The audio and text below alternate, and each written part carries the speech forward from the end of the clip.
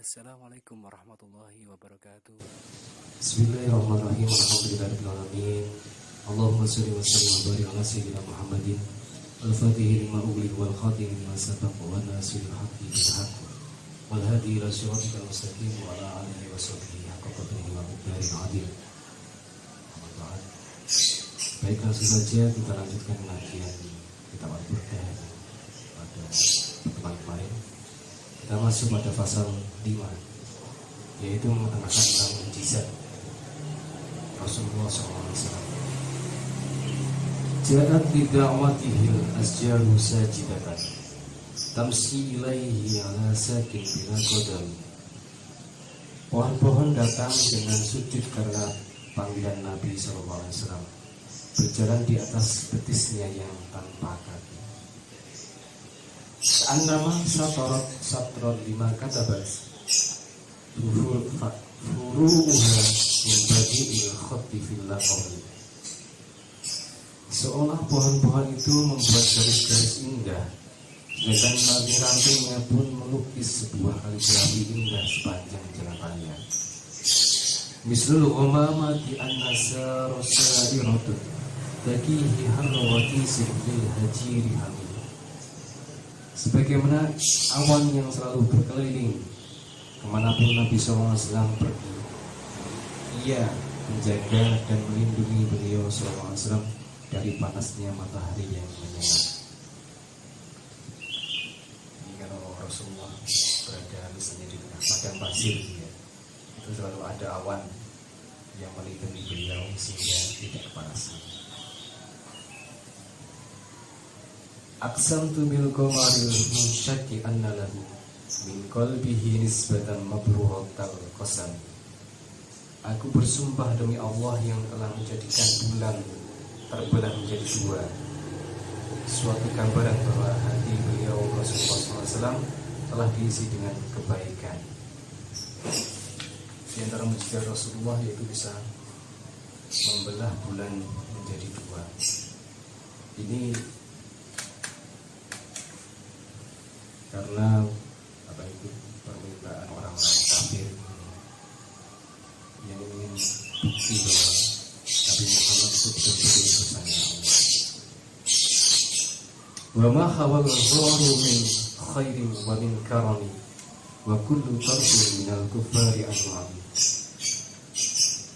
Kebaikan dan kemuliaan yang tersimpan di dalam gua sur membuat mata orang kafir buta tidak dapat melihat.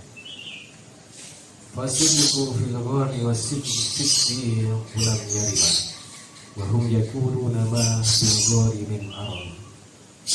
Kebenaran Nabi SAW dan As-Siddiq Abu Bakar radhiyallahu anhu masih belum berkemas dari gua, namun mereka mengatakan bahwa di dalam gua tidak ada tanda-tanda perang.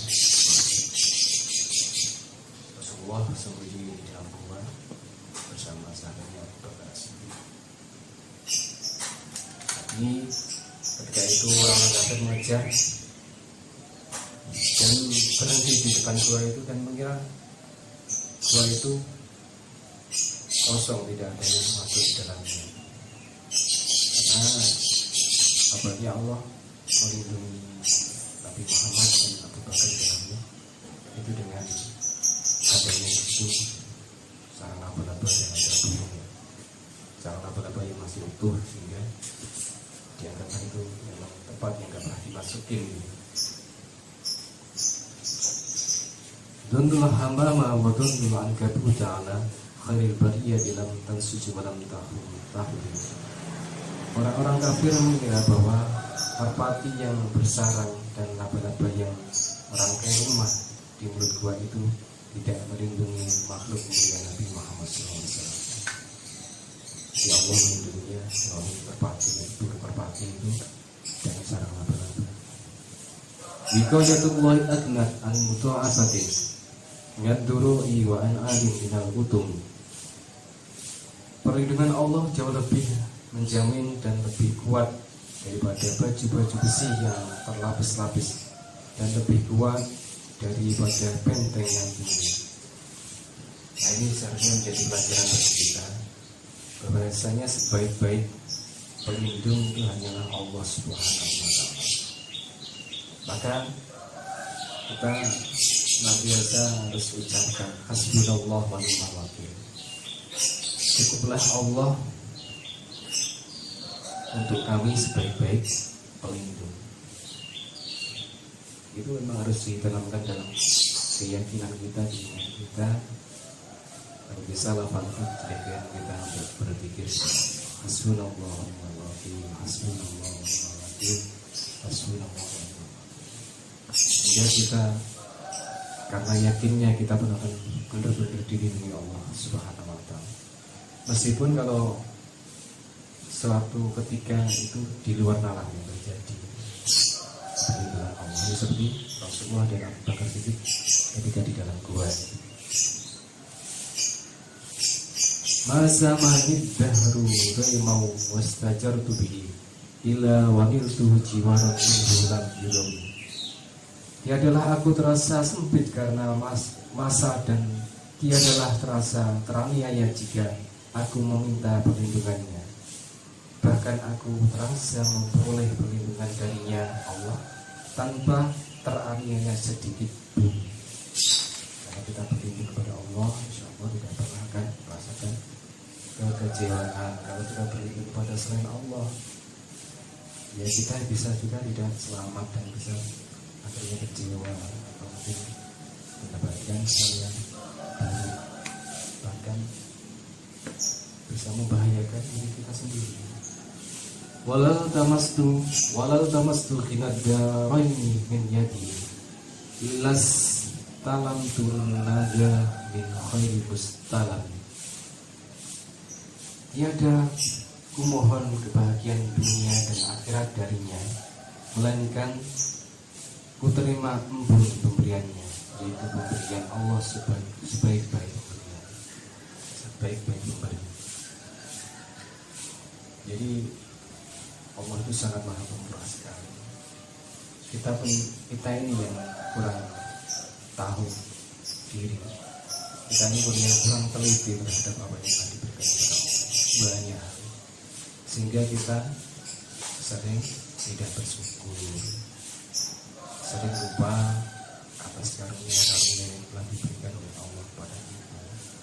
Kita pikir mungkin karunia Allah itu cuma uang saja, harta saja. Jadi tidak ada di dalam kita itu kenyataan yang lain yang sifatnya dasar, krusial, itu menjadi bahan kita untuk senantiasa tidak berhenti bersyukur. Contohnya saja kita bisa bernafas, angin udara yang kita hirup di hari ini kita dapatkan gratis tanpa bayar.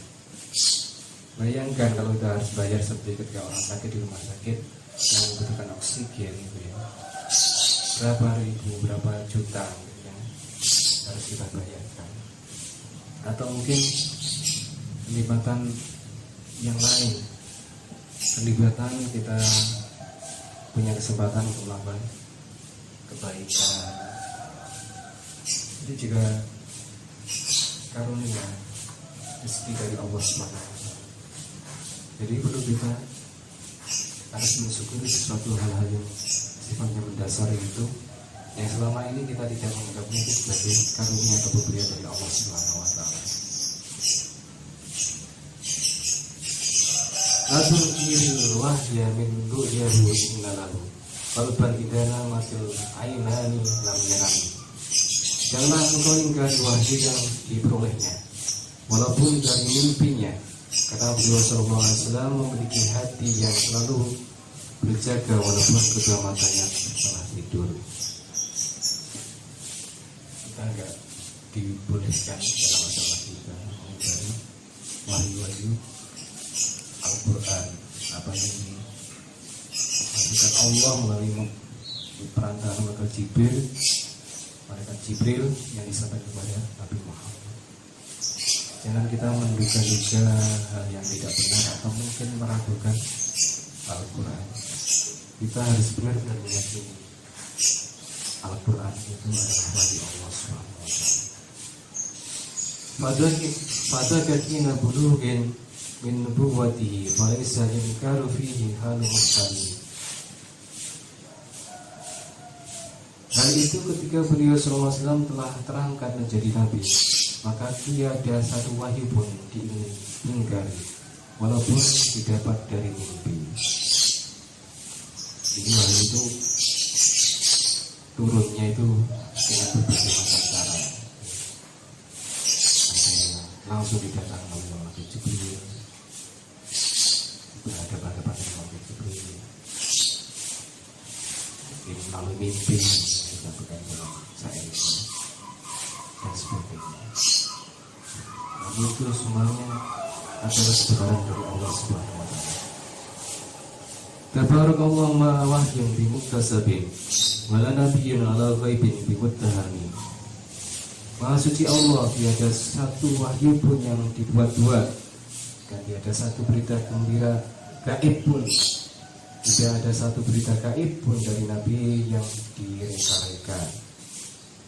Jadi ini bukan rekayasa, wahyu Allah bukan rekayasa atau karangan Nabi Muhammad atau syairnya Nabi Muhammad. Itu asli dari Allah yang harus terus kita yakini hingga akhir hayat kita. Kam abro'at wasiban bil lamsi rohatuhu wa atlaqat adibam birriqatil lamami. Betapa banyak penyakit yang sembuh karena sentuhan telapak tangan beliau SAW, dan betapa banyak membuka jalan keluar dari derita hidup karena dosa. Jadi Rasulullah itu tip dokternya secara fisik dan secara rohani. Jadi mampu menyembuhkan orang secara fisik, yang sakit kepala, sakit perut, atau sakit apapun secara fisik, Rasulullah mampu menyembuhnya dan didatangi, kemudian didoakan, maka orang tersebut menjadi sembuh. Banyak sekali orang yang disembuhkan oleh Rasulullah SAW. Dan dokternya Tuhan. Banyak orang-orang, bahkan semua orang-orang di masa itu diselamatkan dari kegelapan Tuhan, diangkat menjadi cahaya sehingga mereka tidak tersesat. Jadi juga dokter kan, kalau terus berada dalam kegelapan namanya sakit jiwa, sehingga perbuatannya buruk, akhirnya buruk, sebagainya. Maka Rasulullah sebagai dokternya untuk dua penyakit secara fisik dan rohani. Wa ahyatis sanata ba'a da'watuhu hatta hakat hurratan bil aqsuri turun. Doa beliau SAW dapat menyuburkan tahun kekeringan yang membawa kelaparan, sehingga hari-hari yang hitam hilang terlihat cerah karena doa beliau SAW. Kemarau panjang paceklik, Rasulullah berdoa semuanya jadi terselesaikan karena apa sih? Berkat itulah sebagai termasuk mukjizat Rasulullah. Ini sangat dekat dengan Allah Subhanahu wa Ta'ala, sehingga apa yang dimohon kepada Allah selalu mustajab. Bi'aridin jaga awfil talbito habila seiba minal yami awsailam minal arim. Dengan doa beliau SAW, awan jadi melimpah air hujannya, atau engkau datangkan hujan dari air laut yang deras sampai membanjiri bumi. Jadi itu sebagai mukjizat yang sebagian disebutkan karena saya mengulik berita ini. Di situ Rasulullah itu hak, semua itu benar, maka kita harus betul-betul mengikutinya, betul-betul mencintainya, betul-betul mengamalkan sunnah-sunnahnya, tidak meragukan sedikit pun, tidak meragukan sedikit pun. Harus kita ikuti betul-betul semampu kita, sekuat kita. Bagaimana caranya?